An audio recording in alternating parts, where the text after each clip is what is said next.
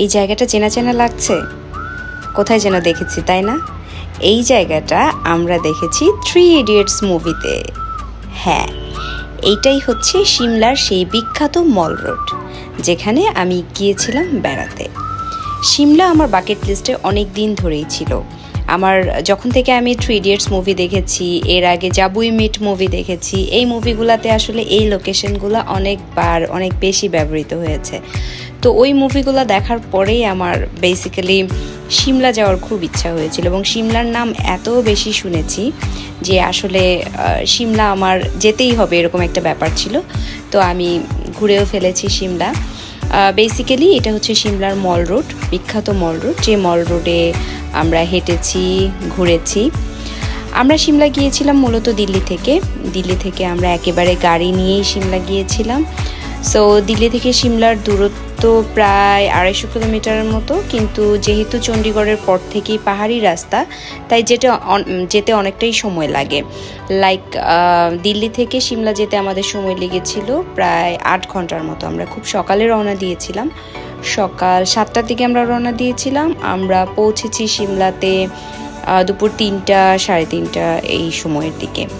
So মাঝখানে আমরা break নিতে নিতে গিয়েছি, এবং যে জায়গাগুলো ভালো লেগেছে ওই জায়গাগুলো আমরা গাড়ি থেকে নেমে ঘুরেওছি। এর মাঝখানে দিল্লি থেকে আমরা অনেকগুলো ঐতিহাসিক জায়গা পেয়েছি যাওয়ার সময়। লাইক আমরা হচ্ছে সেই পানিপথ নামক যে বিখ্যাত জায়গাটা, ওই জায়গাটা পার করেছি। তারপরে কুরুক্ষেত্র, যে যুদ্ধ হয়েছিল আমরা জানি, কুরুক্ষেত্র পার করেছি। চণ্ডীগড় পার করার পরেই বেসিক্যালি আমরা হচ্ছে যে পাহাড়ি যে রাস্তাটা, ওই পাহাড়ি রাস্তায় প্রবেশ করি। এবং এত সুন্দর, মানে পাহাড় তো বাংলাদেশে বান্দরবান, রাঙ্গামাটি এগুলাই আমাদের দেখা হয়েছে নর্মালি, বাট এত উঁচু পাহাড় এবং এত সুন্দর রাস্তা, এইটা আমার লাইফের ফার্স্ট টাইম। আমি লাইফের ফার্স্ট টাইম এইরকম হিল এরিয়াতে গিয়েছিলাম। দ্যাটস ওয়াই আমার কাছে অসম্ভব ভালো লেগেছিল। রাস্তার এই জার্নিটা আসলে কিছুটা টায়ার্ডিংও ছিল, কারণ হচ্ছে যেহেতু পাহাড়ি রাস্তা খুবই আঁকা বাঁকা, মাঝে মাঝে মাথা ঘোরাচ্ছিল।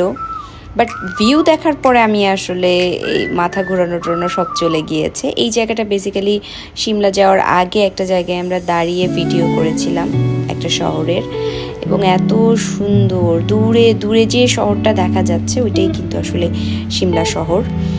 তো আমরা চলে আসি, আমাদের হোটেল আগে থেকেই ঠিক করা ছিল। এইটাই হচ্ছে আমাদের হোটেলের সামনে সেই স্পেসটা। সেদিন আসলে পূর্ণিমা ছিল, হোটেল থেকে চমৎকার বড় একটা চাঁদ দেখা যাচ্ছিল, এবং পাশে জোনাকির মতো জ্বলছিল শহরটা। পাহাড়ি যেই শহরগুলো আসলে আছে ওই শহরগুলোতে, বিশেষ করে সিমলা, মানালি এই অঞ্চলটাতে দেখা যায় যে অনেক উঁচু নিচু। সো দেখা যায় যে উপর থেকে একদম নিচ পর্যন্ত জোনাকির মতো রাতের যখন লাইট জ্বলে তখন আসলে মনে হয় যে চারিদিকে প্রচুর পরিমাণে জোনাকি পোকা। পরের দিন সকালবেলায় আমরা বের হয়ে যাই ঘুরতে, এবং এই জায়গাটাতে, এটা একটা পাহাড়ের উপরে একটা জায়গা যেখানে হচ্ছে যে ঘোড়ায় চড়ে আমাদেরকে যেতে হয়েছিল। ঘোড়ায় চড়ার ভিডিও আমি করতে পারিনি, কারণ ঘোড়ায় চড়ে আমি প্রচুর চিৎকার করছিলাম এবং ভয় পাচ্ছিলাম, যেহেতু একদম পাহাড়ের নিচ থেকে ঘোড়ায় চড়ে পাহাড়ের উপরে উঠতে হয়েছে। সুতরাং আমি খুবই ভয় পেয়েছি। কিছু অংশ আমি পেয়েছি ঘোড়ায় চড়ার, যেটা হিমাদ্রি ভিডিও করেছিল, প্লাস আমি একটু ভিডিও করেছিলাম। সো এই জায়গাটা হচ্ছে যে পাহাড়ের উপরের সেই জায়গাটা, যেখানে হচ্ছে যে হঠাৎ করেই ওয়েদার খুব ভালো ছিল। তো আমরা দেখলাম যে রাস্তায় হঠাৎ করেই কুয়াশার মতো মেঘ আসা শুরু করলো, এবং মেঘ এসে হঠাৎ করে চারপাশে একদম অন্ধকার করে দিল। এটা আমার লাইফের ফার্স্ট অভিজ্ঞতা, আমি এরকম কখনো দেখিনি। মানে জাস্ট একটু আগে দেখলাম যে পাহাড়, দূরের পাহাড় সব কিছু দেখা যাচ্ছে, একটু পরেই কিচ্ছু, আশেপাশে কিচ্ছু দেখা যাচ্ছে না। 1 হাত দূরে কি আছে সেটাও ঠিকঠাক মতো দেখা যাচ্ছিল না। এবং এটা নাকি এখানকার কমন ঘটনা, যে হঠাৎ করে মেঘ এসে চারপাশ ঢেকে যায় এবং বৃষ্টির মতো সব কিছু ভিজিয়ে দিয়ে যায়। সো গায়ে ঠান্ডা ঠান্ডা মেঘ লাগছিল, আমি হাত দিয়ে মেঘ ধরার চেষ্টা করছিলাম, ভিজে যাচ্ছিলাম রীতিমতো। So it was amazing experience, আমার অনেক ভালো লাগছিল এই সময়টাতে। সো আমি এভাবেই কিছুক্ষণ এলোমেলোভাবে হাঁটছিলাম রাস্তার পাশে। বেসিক্যালি আমরা গাড়ির জন্য ওয়েট করছিলাম, আমাদের গাড়িটা একটু নিচে ছিল, নিচ থেকে গাড়িটা আমাদেরকে নিতে আসছিল, এবং ততক্ষণ আমি দাঁড়িয়ে দাঁড়িয়ে এই মেঘ দেখছিলাম। এটাকে ফগ বলা হয় আসলে, পাহাড়ি ভাষায় ওরা ফগ বলে। সো সো এই ফগি ওয়েদারটা দেখছিলাম।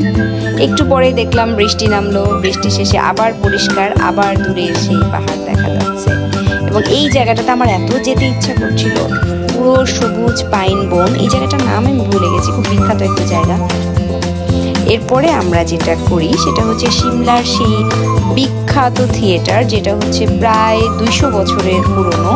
সেই থিয়েটারে আমরা হচ্ছে যে থিয়েটার দেখতে যাই। ওখানে একটা নাটক হচ্ছিল, প্লে হচ্ছিল, যেটা আমরা এনজয় করি। সন্ধ্যার পরে প্রচুর মানুষ ছিল মল রোডে, এবং মল রোডটা এত জমজমাট ছিল, মানে মানুষজন গান করছে, কিছু জায়গায় দেখছিলাম ছবি আঁকছে, কেউ হাঁটছে, শপিং করছে, মানে এত সুন্দর এই মল রোডগুলোতে গিয়ে আমার বিশেষ করে আমি মানালিতেও গিয়েছি। সো মানালি সিমলা দুইটা জায়গাতেই মল রোড আমার ভীষণ ভীষণ ভীষণ ভালো লেগেছে। খুবই লাইভ ছিল জায়গাটা। এখানে মোটামুটি কম দামে শীতের কাপড়, টুপি, মোজা এগুলো পাওয়া যাচ্ছিল, এবং প্রচুর অ্যান্টিক্স ছিল। নানান ধরনের মূর্তি ছিল, নানান ধরনের শোপিস ছিল, যেগুলোর প্রাইস একটু বেশি ছিল। বিশেষ করে পাথরের যে জিনিসগুলো এবং হচ্ছে পিতলের যে জিনিসগুলো, এগুলোর দাম বেশ ভালোই ছিল। সো আমরা এভাবেই ঘুরে ফেললাম সিমলা। এরপরে আমরা গিয়েছিলাম মানালি। পরবর্তী ব্লগে আমি সেই অভিজ্ঞতাটা শেয়ার করব। আজকের মতো টাটা।